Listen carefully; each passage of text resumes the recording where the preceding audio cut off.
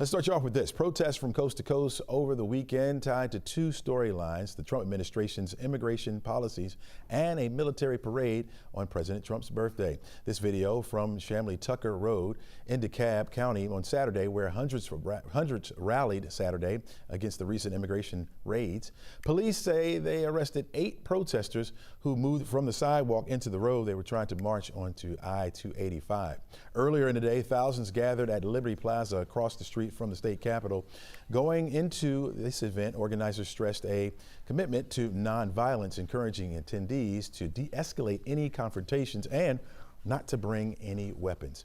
Saturday tested law enforcement to its limits. Now, joining us now is Dr. Thaddeus Johnson, the Georgia State Assistant Professor of the Department of Criminal Justice and Criminology.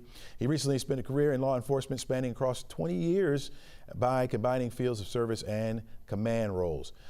Good morning to you. Welcome to the show. Good morning.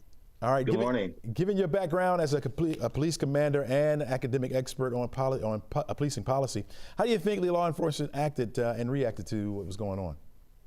No, I think, this past weekend, with a few incidents, right? You had a few isolated incidents, right? But think about it. We had 5 to 6 million people that were protesting in our American streets, and you had a handful of incidents. And I want to say, I want to remove Los Angeles for a minute, right?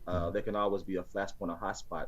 When you think about the rest of the nation, we peacefully protest. For the most part, you saw police not coming out in militarized equipment, not taking a heavy-handed approach. In most of these places, you saw them in plainclothes. They had liaisons. They had staging areas. So I do think that this was a master class of sorts of what protests can look like across our nation. And both sides respecting each other's rights, liberties, and understanding that, the police have a job to do, and police understand that protesters, they have a job to do as well. And I thought we saw a lot of mutual respect for the vast majority of cases. So we had you on during our extended coverage with the protest on Saturday, and during that we saw what appeared to be some tear gas used on the crowd in Chamblee and Tucker Road. Share with us when and why that's used on a crowd. Yeah, absolutely. So there's a lot of pre-planning that goes into these types of events. And so generally what happens is you have certain routes. People are told what's legal, what's not legal. And for the most part, it's not going to be legal to block traffic. It's not going to be legal to block the highways. There's going to be certain perimeters and barricades and barriers that that we have to stay behind as protesters. And police have to give verbal commands. And if people continue not to follow those commands, they go up the force continuum. The thing is, but as soon as you get compliance, you need to de-escalate and bring it back down and continue giving verbal commands. And so this is not just to protect government property.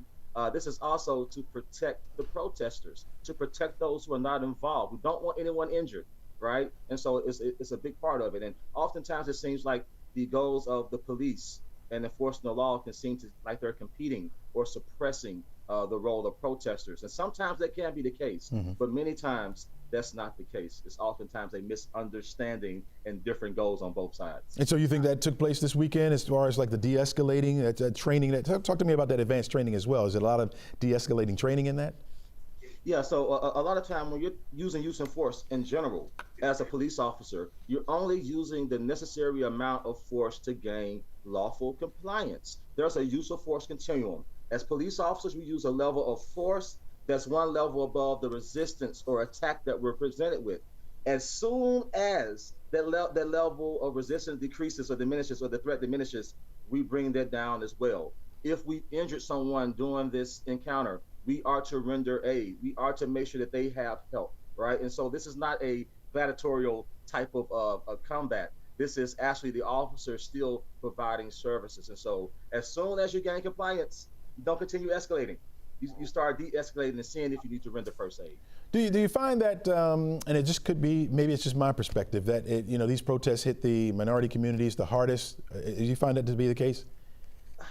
Yeah, oftentimes, particularly with the, and even if we're not talking about, we've seen in the past, take perhaps the last time we've probably seen the military called out in this stead, particularly in Los Angeles, 1992, right? And oftentimes when protests devolve and you have agitators in, whether it's the police or other civilians, it tends to take place in areas that oftentimes are if not lived by, disadvantaged communities, they're frequented by, have services by, have grocery stores and things of that nature. That's the one thing that I was really happy to see this particular time, that that was not the case, and that we actually did not have neighborhoods destroyed. You had some looting and things, but for the most part, people will come. You're going to have some bad actors. And I think that's all that we saw. But you're absolutely right. That is the feeling that you get, that even if it's not physically, oftentimes these issues emotionally, inherently, they hit harder. So if it's not physical, it's emotional and mental. Yeah. Quickly, what could you tell like protesters to keep them safe if they're going to be out protesting? Yeah, absolutely. Try to find whoever the marshals are. You usually have someone designated to provide help when these protests are organized. Make sure that you have any information. Make sure that you understand the route. Make sure that you want to make sure that you don't step out bounds of the law. But also simple things like this. You want to make sure that you have water. Make sure that you have towels. Make sure that you take care of yourself and things. And I think that's also important to remember about the police officers, that make sure that our commanders make sure that we cycle these officers in and out. These officers are hot. They have on ballistic vests. They have on all these materials that are not meant for the summer. And so I think also making sure that our officers are not agitated, not dehydrated as well. So take care of yourself, follow the law, and work with law enforcement. They're not your enemy when it comes to, there should not be your enemy. Gotcha. When it comes to these types of events. All right, Dr. Thaddeus Johnson, really appreciate you joining us and your insight.